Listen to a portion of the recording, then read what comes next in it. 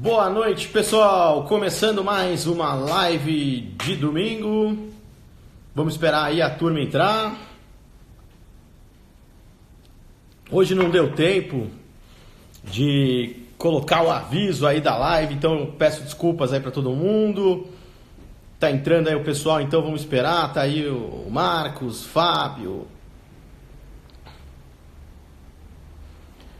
Como é que vocês estão? Como é que tá o áudio e o som? Tudo certo, pessoal? Tá lá, tá aí o Léo. Romanelli aí, meu parceiro aí.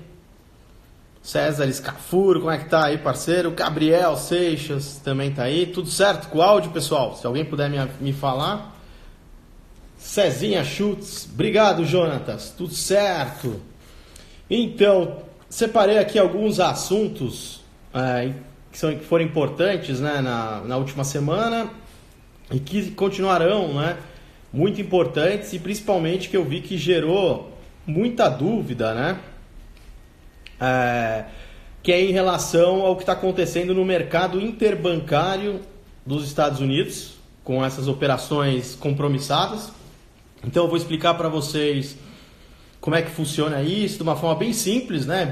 Tentar ser bem didático, falar das questões que envolvem também a China, que aconteceram alguns fatos que são relevantes, e também explicar mais sobre os stories, né? Que eu fiz e até falei na outra live, que foi sobre o Tesouro Direto, aí para explicar a vocês também. Então, olha lá, o Marcel Bretas está perguntando se encerraram as inscrições do Visa.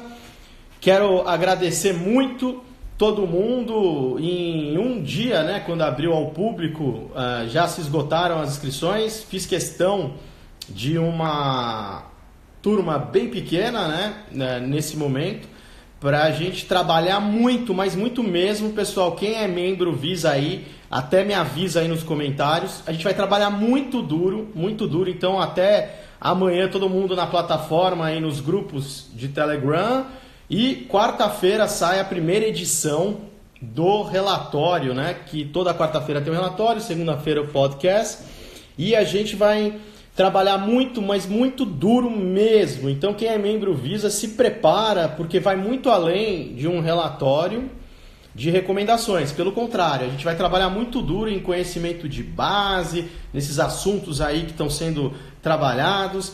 Eu gravei um mini treinamento com vários módulos para vocês entenderem a origem do Visa, como ele funciona, que tipo de informações são, né, que a gente captura de cada camada para fazer o processamento no algoritmo.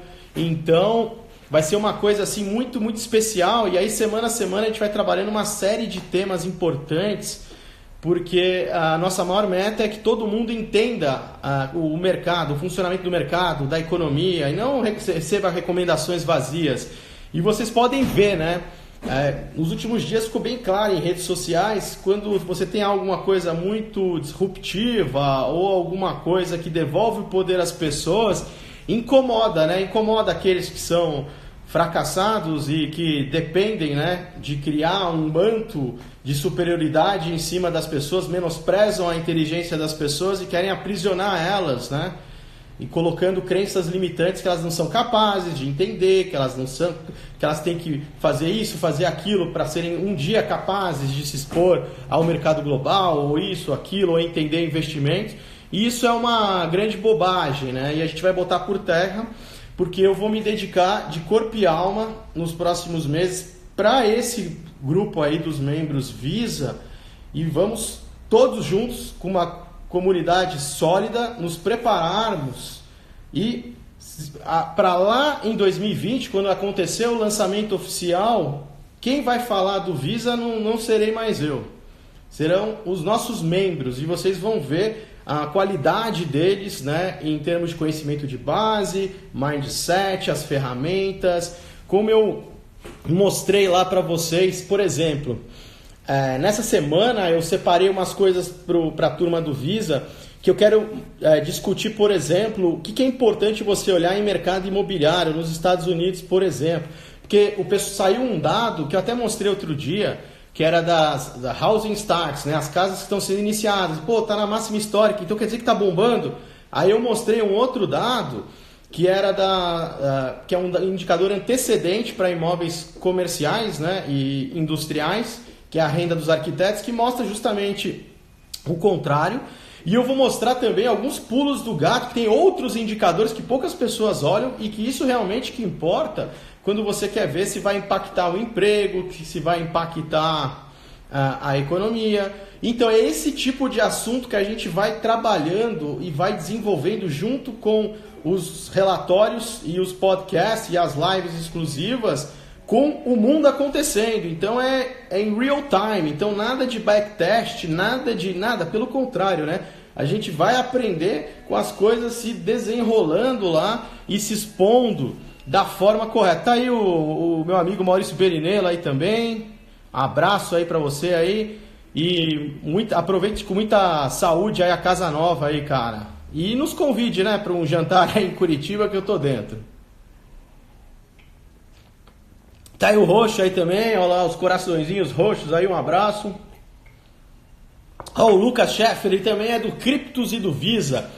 Então a gente vai formando uma comunidade aí muito sólida, justamente para as pessoas se tornarem, né, adotarem princípios de investimento que permitam que elas se mantenham investidores até o último dia da vida. A gente vai ver isso na prática, a gente vai ver como filtrar ruídos, a gente vai aprender a identificar o que realmente importa. Então, sem mais delongas, vamos falar o que aconteceu no mercado interbancário. Primeira coisa, tem um mercado que é chamado mercado interbancário lá nos Estados Unidos, que você tem operações de curtíssimo prazo, né? A maioria delas é overnight. O que acontece lá?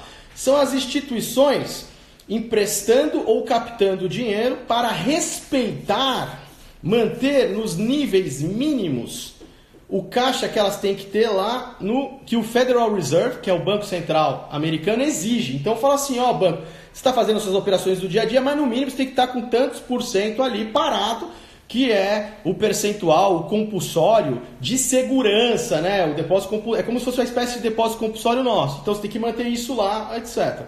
Essas taxas, elas flutuam muito próximas da taxa que é definida pelo Banco Central americano, a Fed Fund, né? A taxa básica de juros. E aí o que aconteceu? Que muitos anos que eu não me lembrava de acontecer algo desse tipo. Essas taxas do interbancário dispararam e chegaram a bater quase 10%, aí sendo que a taxa meta, aí o intervalo, 1,75-2, ou seja, faltou liquidez. Alguma instituição precisou de muita liquidez para fechar o caixa naquele dia e não tinha oferta de recursos naquela taxa de juros. Você tinha um problema de liquidez gravíssimo. O que o Banco Central americano fez? Ele entrou fazendo as compromissadas. Então ele entrou comprando títulos para injetar dinheiro nesse sistema e com isso derrubar a taxa de juros. Pensa na taxa de juros como preço do dinheiro. Então aumentou a oferta de dinheiro para derrubar ela próximo à meta. Até aí tudo bem? O que aconteceu? Ele teve que fazer essa operação de novo, renovar ela mais uma vez por vários dias seguidos. Então não foi um problema de liquidez limitado ou uma bobagem como estão falando. Para essa semana, novamente você tem um calendário de intervenções que vão acontecer nesse sistema interbancário dos Estados Unidos. Então não é algo, não é um ruído e não é algo que é para ser desprezado ou minimizado que nem está sendo. Um dos países que tem feito isso, que teve que fazer isso também de socorrer o interbancário, foi a própria China. Quem acompanha o mercado interbancário chinês viu que também aconteceu algo dessa natureza. Que informações são importantes para a gente aprender aí? Primeiro, eles estão perdendo o controle da taxa de juros, no sentido que, se eles não fizerem essa intervenção, ela dispara. Não tem oferta de recursos para esse patamar. E a maior prova de que as taxas de juros elas são fixadas, sim, artificialmente. E o Banco Central, através desse controle de liquidez, vai mantendo ela na meta que ele julga que será adequada para aquele momento. Mas ele também não tem como saber Isso porque ele não tem todas as variáveis. Então, por isso que ele erra a mão em algum momento e pode envenenar a economia. Já falamos isso lá nas primeiras lives, etc.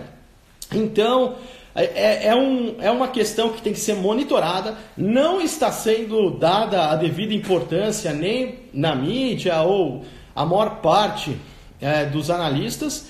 E a gente tem que acompanhar de perto isso. Então, a gente tem uma série de sinais. É só um novo sinal que surgiu no momento, e a própria entrevista do Powell foi muito vazia. Ele disse como se não fosse algo muito preocupante, mas eles estão fazendo aí essas intervenções no interbancário. Não é algo muito corriqueiro e nem saudável. Não importa se o gatilho foi alguém que estava com problemas em apostas na baixa do petróleo, o petróleo disparou e chamou margem, etc., que está se repetindo por vários dias, né? Então tem um ruído, não é um ruído, é um sinal muito claro de que tem algo acontecendo nesse sistema interbancário e que o controle das taxas de juros está começando a ser perdido, né? Para explicar para vocês o que é o Quantity Easing, teve até um relatório que eu estava vendo que falava que exatamente isso, que eles têm esses dois caminhos. Eles vão ter que começar a absorver, né, comprar esses títulos injetando liquidez, e isso aumenta o balanço do Fed, né, que ele vai botando, então ele faz assim, olha só a mecânica, pessoal, de uma forma bem simplista. Ele vai lá, cria dinheiro eletrônico, com esse dinheiro eletrônico ele compra títulos. Então ele pega os títulos que estão no mercado e te dá esse dinheiro que ele criou. Então esse dinheiro entra no sistema. O título que ele pegou, ele coloca no balanço deles. Então se vocês derem uma olhada, vocês vão ver que eu até fiz um stories mostrando que o balanço já começou a aumentar. Então é como se o Quantity Easing tivesse sido retomado já. E o Quantity Easing é justamente isso. É o Banco Central comprando títulos e colocando dinheiro, né, aumentando a oferta monetária, porque ele acredita que com isso ele vai estimular a economia. Só que na prática, o que acontece? Você gera uma série de distorções, porque o que importa é o ponto que esses recursos vão entrar no sistema. Então, eles entram via mercado financeiro. Então, cria uma série de bolhas de ativos e também mantém a taxa de juros num patamar artificial e manda uma sinalização para quem produz os empreendedores, as indústrias e o comércio de uma forma errada, que tem uma demanda inexistente. Então você tem um desarranjo entre a estrutura produtiva e as verdadeiras vontades e demandas dos consumidores daquele país. Aí o que acontece? Chega um ponto que a realidade vem à tona e aí todo mundo vai falar, não, foi excesso de oferta, não, você manipulou a taxa de juros, enviou sinais errados para o mercado, se produziram coisas que não tinham demanda, não estavam sendo demandadas, então deu problema. Para vocês terem um exemplo real de que como fazer um desarranjo da estrutura produtiva, isso aconteceu, por exemplo, com a história dos caminhões e dos fretes aqui no Brasil. Então você foi lá e jogou a taxa de caminhões e dos fretes aqui no Brasil. Então você foi lá e jogou a taxa de juros para o financiamento de caminhões de uma forma artificial lá embaixo. Então você criou uma oferta de caminhões que não é natural, é totalmente artificial, e isso fez o quê? Destruiu, né? Jogou para baixo o preço do frete, praticamente inviabilizando a atividade e os caras tendo que pedir aí para ter tabela, congelamento de preço, que é algo que desde o Egito Antigo não dá certo. Então, economia é um sistema complexo, então não adianta, né, a gente partir para esse tipo de situação. Então o Quantity Easing, ele faz isso. E também, né, com a oferta monetária, conforme esses recursos vão chegando no sistema, pode, de primeiro momento, fabricar essas bolhas de ativo, mas em algum momento pode começar a afetar a chamada inflação de preço quando chegar esses recursos e se espalharem por toda a economia. E aí o pessoal fala, mas por que nesses anos todos, Richard, com tanta coisa, a inflação de preços nos Estados Unidos não sinalizou nada, etc. Então vamos por parte. Primeiro, tem uma questão metodológica também, que é muito discutida. Quem viaja muito para o exterior deve ter percebido nos últimos anos que teve um aumento até significativo do custo de vida. Então quem viaja para o exterior, Europa, Estados Unidos, está percebendo isso, não é o retrato dos índices que são divulgados, assim como o Brasil também. Se a gente for olhar aí o preço das coisas e olhar quanto falam que é o IPCA, vocês têm essa mesma percepção. E segundo, vocês sim, tem forças deflacionárias que vêm, são oriundas de avanços tecnológicos disruptivos, como por exemplo a gente teve aí aplicativos de transporte, sistemas de assinatura, etc. Porém, agora vai a informação importante para quem quiser anotar. Olha, o meu grande amigo aí, Roberto Li, tá aí também, um abraço aí, boa noite. E você pode anotar que a inflação, quando a gente considera o núcleo de inflação, o que é o núcleo de inflação? É uma metodologia que eles usam e tentam extrair os itens que eles consideram que são muito voláteis. Então, este núcleo de inflação está hoje no maior patamar desde o início do ciclo de expansão econômico atual, que começou em 2009. Ou seja, a inflação agora de preços ao consumidor começou a chegar num intervalo perigoso. Então, e agora é o CPI aí, o Aguardeme Nós colocou aí, muito obrigado, que é equivalente ao nosso IPCA, digamos assim. E aí, agora os caras começaram a fazer um quantity easy, que também pode ter esse impacto nos preços ao consumidor. Então, realmente, o cobertor está curto, a margem de manobra, pior ainda, se você olha indicadores antecedentes de vários países, continuam se deteriorando. E aquela história, quando deteriora um país só e os outros estão mais ou menos bem, você fala, pode ser uma coisa localizada. Mas quando tem uma sincronia das principais economias, é um sinal extremamente relevante. E agora, olha lá, o Rudá Pellini aí também, um abraço aí para você, cara. Grande abraço. Rudá Pellini, que estava nos Estados Unidos, ele pode até depois comentar aí se das últimas vezes aí que ele tem ido e vindo, né? Porque ele também mora uma parte, acho que nos Estados Unidos, se o custo de... Voltamos.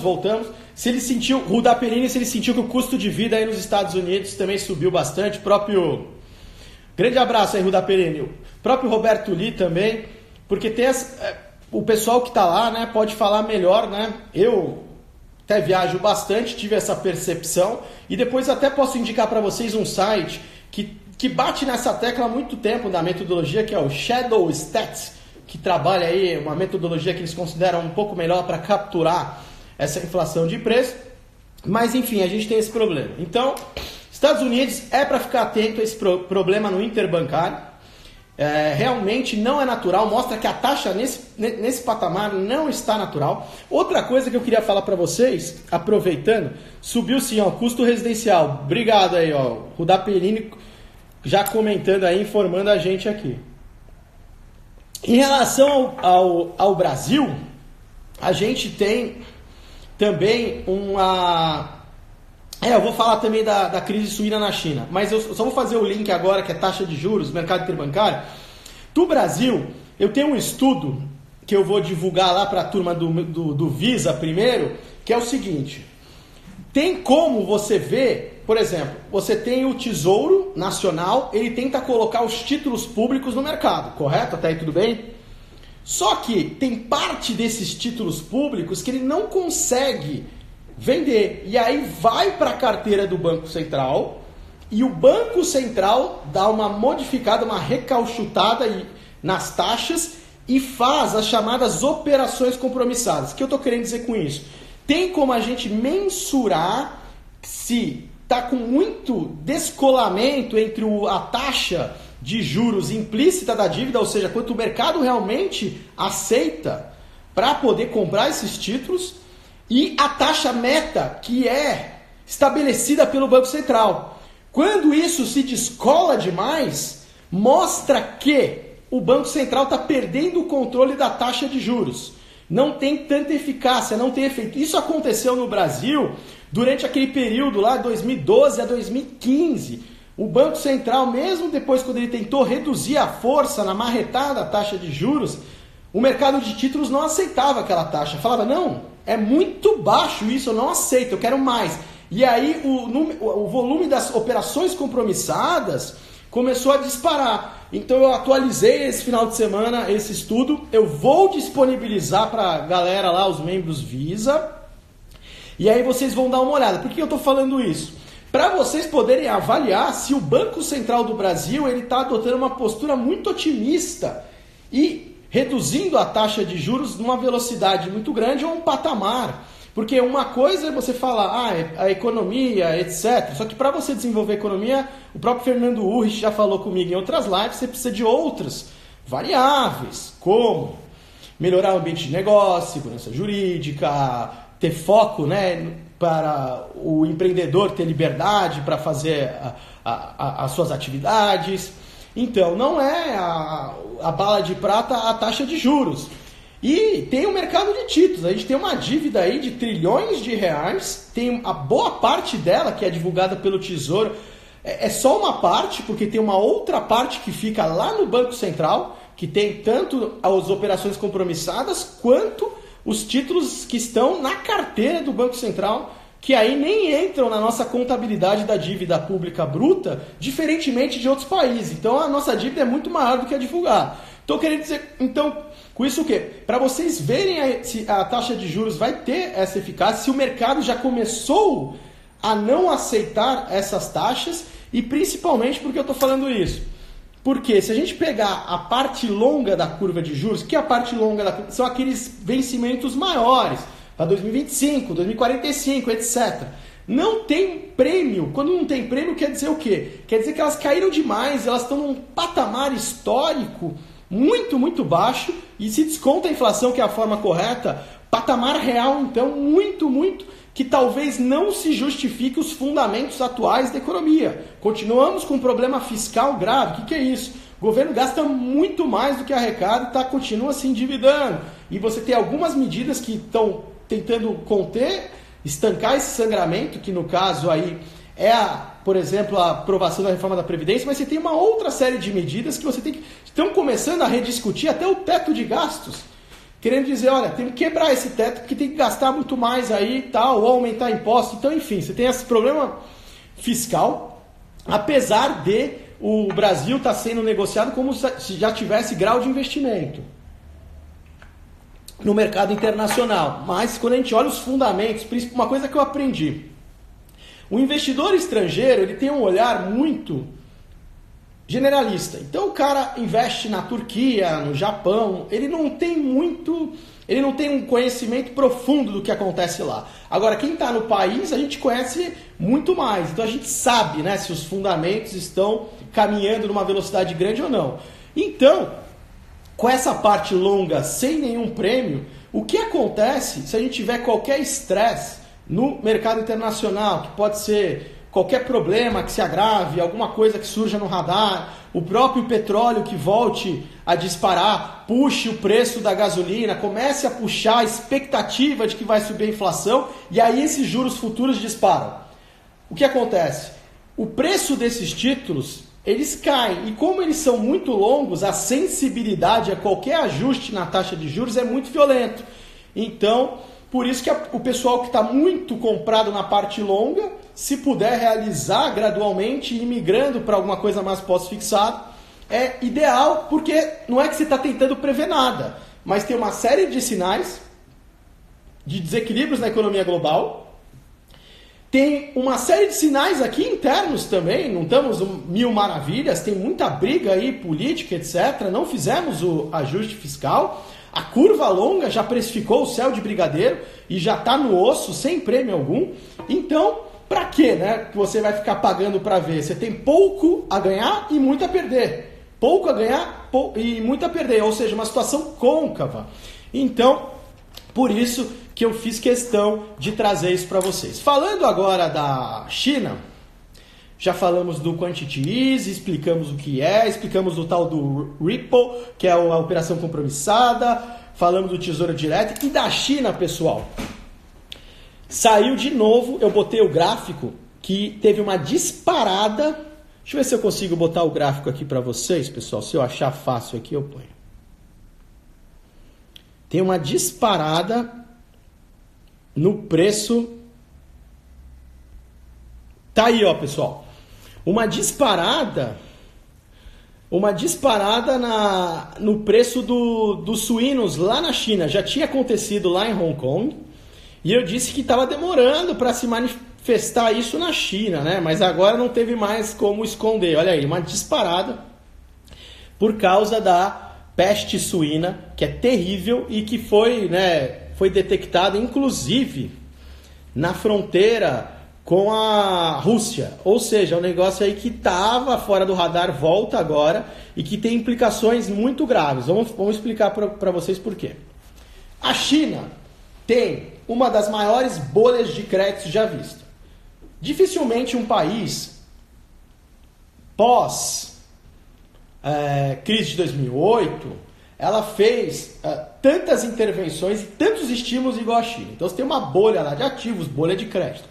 O mercado interbancário, caso a inflação chinesa dispare, vai ter o mesmo impacto que eu estava descrevendo aqui no Brasil. Você tem uma pancada para cima nos juros interbancários da China. E o que pode acontecer? Pode ser que estoure essa bolha de crédito, ou seja, um dos triggers, porque você tem muita fragilidade sendo acumulada e aparecendo esse sinal que pode pressionar o índice de inflação de preços lá na China.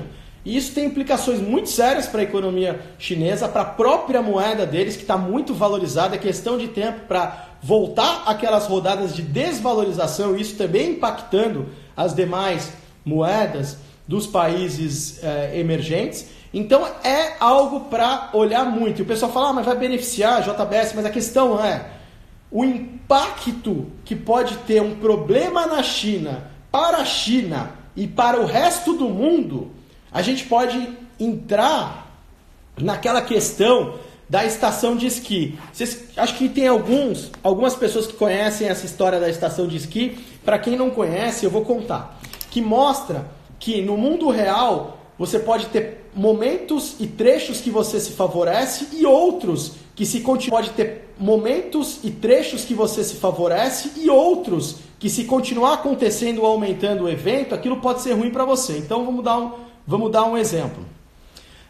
Vamos supor que você tinha uma estação de esqui e lá tinha um hotel, um hotelzão tal. O cara, ele rezava para vir uma neve mesmo, porque quando tivesse neve ia atrair muitos hóspedes e turistas lá para a região para eles esquiarem, consumirem, etc. E aí o cara foi e rezou muito por neve, muito. Só que aí começou a vir muito mais neve e virou uma nevasca absurda, que ninguém entrava e ninguém saía dessa estação de esqui. E aí o que aconteceu com o faturamento desse cara? Foi tudo por água abaixo. Então você vê que a variável neve, mesmo ela aumentando, tem um trecho que favorecia esse hotel, só que ao continuar subindo a variável neve, chegou um trecho que prejudicava. Então essa é a história. Que impacto que um problema na China pode causar para a China e para o resto do mundo. Então é assim que eu acho a forma correta de analisar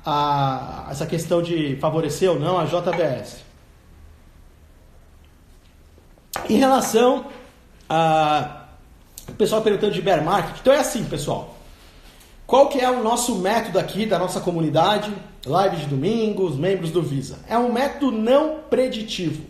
Aqui a gente não tenta achar nada e não tenta prever nada. A gente simplesmente foca nos sinais, identifica os sinais e com base neles a gente ajusta a nossa exposição ao mercado, porque isso a gente controla. Os eventos, o que vai acontecer, a gente não controla. Mas como a gente se expõe a esses eventos, o nosso F de X a gente controla. E a sabedoria e os ganhos consistentes está justamente em não ignorar os sinais, vencer o mercado que faz a gente duvidar do óbvio e ajustar de acordo com os sinais. A trajetória, a intensidade que vai vir a seguir, você não sabe, mas você sabe, se o nível de fragilidade está muito alto, você tem que adotar uma postura mais defensiva e não pagar para ver. Porque quem pagar para ver pode ganhar um pouquinho mais, mas a hora que a coisa virar, o cara pode ir para a ruína, que é o que mais acontece. Vou contar de novo a história lá de 2008. Tinha colegas do mercado financeiro brilhantes que falaram: Richard, tenho certeza que vai vir uma crise feia, mas eu vou surfar a última onda. E aí o cara foi querendo surfar a última onda até que o mercado veio. Aí depois que o mercado começou a mergulhar em 2008, quem operou 2008 vai lembrar, ele não dava repique. não tinha repique. Então o cara falava, ó, no próximo repique eu saio. Aí o mercado parava e caía mais. No próximo repique eu saio. O mercado parava e voltava a cair forte. Não teve repique. E aí não deu chance para ninguém. Então essa história aí de você tem que ir ajustando, é uma coisa dinâmica, não é binária. Conforme os sinais vão acontecendo, você está movimentando, você está se expondo da forma correta, às vezes mais defensivo, às vezes mais agressivo, se preparando sempre antes daquilo, né? Se preparando antes do que vai acontecer, porque a natureza é assim, ela se prepara antes do que vai acontecer e não fica lá, não, meu plano tem que ser esse der exato, etc. Então, vale a pena também essa menção. Então a gente tem eu separei esses 3 assuntos para a gente trabalhar hoje, que são assuntos do momento, que são importantes. Fiz questão de trazer bastante conhecimento de base para explicar as dúvidas, né, que surgiram ao longo da semana. Em relação à live de domingo, eu queria agradecer de coração todo mundo que está comigo há tantos meses, aí, o pessoal que está aí desde as primeiras, vendo tudo acontecer, aí foram vários meses, todo domingo, dessa primeira temporada aí de live de domingo. Espero que tenha ajudado vocês. Pessoal, tem alguém falando, Breda vê de forma positiva os bonds. Então, 2 informações importantes, tá? Que até para a gente colocar exatamente o que o meu amigo Henrique Breda pensa. Primeiro, em relação aos bonds internacionais, meu Deus, ele enxerga claramente ali que realmente estão muito caros, numa situação extremamente perigosa. Em relação ao cenário nacional, o horizonte de tempo dele é de longuíssimo prazo de comprar negócios e ele está vendo essa transição, né, do Estado diminuindo a participação na economia, aumentando a participação do privado e também, né, essa possível migração da renda fixa para as ações. Então, só para colocar, quando fala renda fixa, dividir renda fixa Brasil e Estados Unidos, para o pessoal que acompanha aí meu amigo Henrique Breda, e se ele tiver por aí, um grande abraço aí.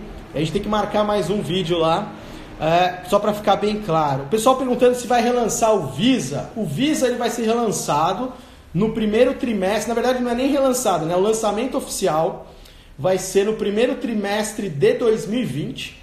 Eu quero fazer, meu desejo, né? Não depende só de mim, provavelmente no final de janeiro de 2020.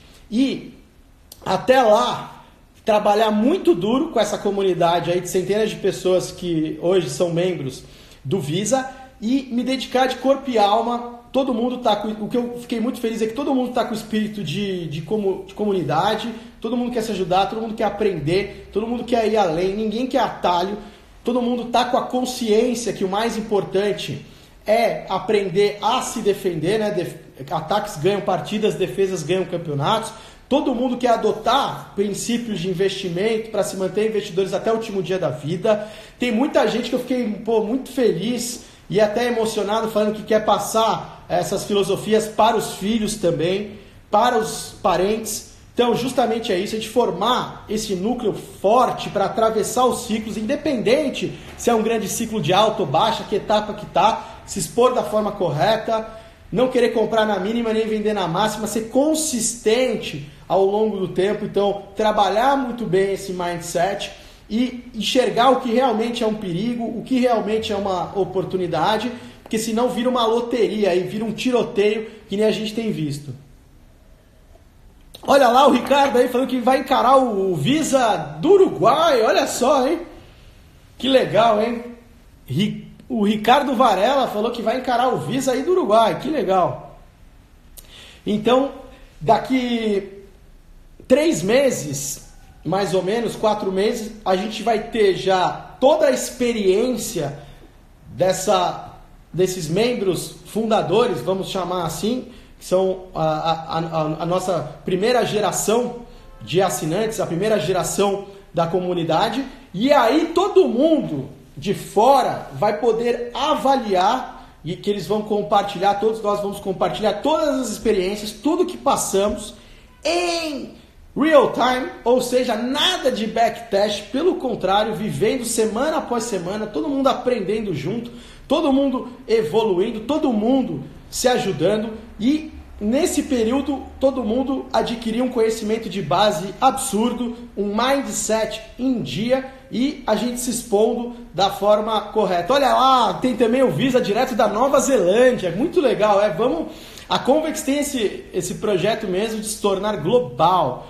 Então, contem comigo, eu vou trabalhar muito duro, com muito carinho, estou preparando muita coisa. É um projeto assim que eu não tenho nem palavras para descrever a minha satisfação. É algo, olha lá, o Roberto Liu, direto de Miami, vai acompanhar o Visa. E já é internacional o projeto, né?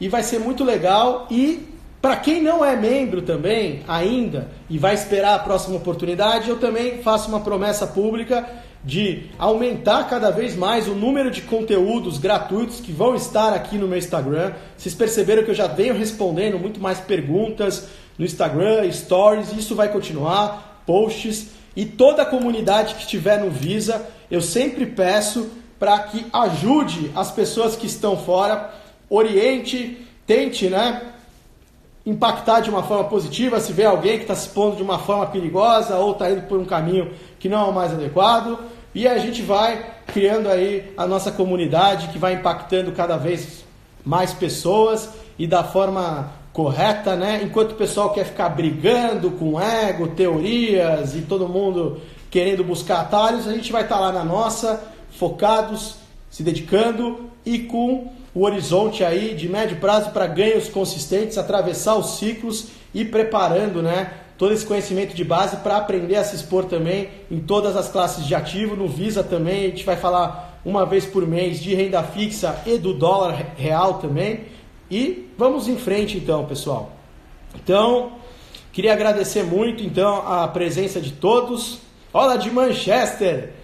A minha esposa Tatá morou em Newcastle, mas olha, já é internacional, aí já tem todos os países aí. Pessoal perguntando do dólar. O dólar, ele tem duas variáveis que pressionam o real a se desvalorizar. A primeira delas, que a gente tem que ter no cenário, só para finalizar, é em relação à própria pressão por desvalorização das moedas emergentes, com destaque para a China, que ainda tem está excessivamente valorizada a moeda. Outra questão importante é da própria taxa de juros no Brasil, não é? Com a sinalização de que ela pode, no final desse ciclo de redução, chegar a 4,5% ao ano. Ou seja, se você desconta a inflação, é um patamar aí de um juro real, mesmo que você comparar com o mundo, o investidor estrangeiro ele vai fazer o ajuste pelo risco. E aí ele vai ver que não tem muito prêmio, não tem muito o que fazer, ele não vem ou vai embora. Então você também tem uma pressão pelo diferencial, né, de juros em relação ao Brasil. Quando chegou próximo lá dos 4, dessa última vez, estava numa transição para a convexidade, começou a ficar mais forte a convexidade, quase sinalizando ali. Então, a minha recomendação é, quem quer operar o exterior, quer fazer alguma coisa, já comece de uma forma gradual, vai fazendo as suas remessas. O Banco Central anunciou mais uma intervenção para essa semana, que é um outro instrumento diferente, que é chamado leilão de linha. Leilão de linha é quando ele compra e recompra, ele vende e recompra as reservas, então ele vende para o mercado, mas depois ele pega de volta depois de um tempo.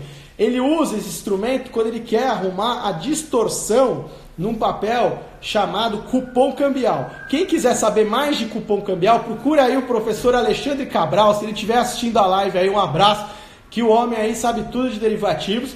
E o cupom cambial é o papel que está nos chamados fundos cambiais. Então, se isso aí se distorce e o dólar dispara, por exemplo, este papel pode não render boa parte do que rendeu a variação do dólar. Então isso dá um problema. Então você faz leilão de linha, você vai corrigindo, né, essas distorções. Já está fazendo venda de reserva, vocês viram que realmente tinha um apetite por dólar pronto.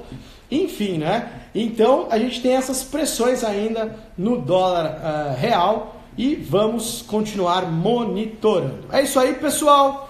De coração, queria desejar aí uma semana abençoada para todo mundo, muita paz. Foque em coisas boas e não perca tempo com coisas tóxicas ou com pessoas ou atitudes que te desviam da sua principal meta, que é você viver bem a sua família, viver bem os seus amigos, quem estiver próximo, viver de uma forma positiva e impactando as pessoas. E é isso aí, pessoal. Vou ver se eu faço um post aí, daqui uns minutinhos aí eu subo, e quem gostou lá, dá um soquinho lá no post. E lembrando, né, momento também, não deixe de ter parte do seu portfólio neste momento em reservas de valor, como o consagrado ouro e também Bitcoin, que eu pretendo falar bastante. Quem quer saber mais de Bitcoin também segue lá a Taça Ether, lá no Instagram ela fala direto. E é isso aí, pessoal. Então, vamos com tudo aí, contem comigo e vamos em frente. Um abração, ótimo domingo a todos.